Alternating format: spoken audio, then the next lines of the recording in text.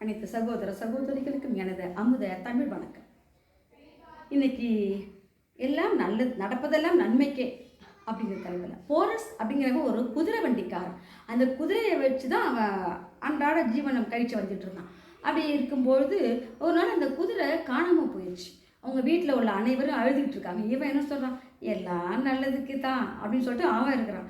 அதே மாதிரி 2 நாள் கழிச்சு என்ன ஆகிப்போச்சு, அந்த குதிரை என்ன பண்ணுச்சு, 2 குதிரையை சேர்த்து அழைச்சிட்டு வந்தது. அவங்க மக்கள் எல்லோரும் அவங்க வீட்டில் உள்ள அனைவரும் மகிழ்ச்சி அடைந்தாங்க. இதை வச்சு நம்ம ஏதாவது கொஞ்சம் நம்மளுடைய வருமானத்துக்கு ஏதாவது பெருக்கிக்கலாம் அப்படின்னு சொல்லும்போது அவனோட பெரிய அந்த பழகாத குதிரை இல்லைங்களா, அதனால அந்த குதிரை மூத்த மகனை வெட்டி உதச்சிச்சு. அவனுக்கு இப்போ எலும்பு முறிவு ஏற்பட்டு அப்படியே உட்காந்துருக்குறான்.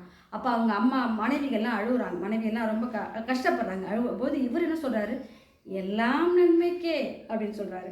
அதே மாதிரி பார்த்தீங்கன்னா அப்போ அந்த மன்னர் ஒருத்தர் என்ன சொல்கிறாரு, அப்போ போர் நம்ம நாட்டுக்கு போர் நடைபெற போகுது, வீட்டுக்கு ஒரு ஆளை நீங்கள் அனுப்பணும் அப்படின்னு சொல்லிட்டு அவங்க சொல்லும்பொழுது இவங்க வீட்டில் இவன் அனுப்ப முடியாது இல்லையா, அதனால் அது அவனுக்கு ஒரு நன்மையாகவே அமைஞ்சுது. அப்படிங்கிறதுனால கடவுள் கொடுத்த எல்லாமே நன்மைக்கே அப்படின்னு போவோமே, எல்லாம் நல்லதே நடக்கும். கேட்டதுக்கு மிக்க நன்றி. வாழ்க வையகம், வாழ்க வளமுடன்.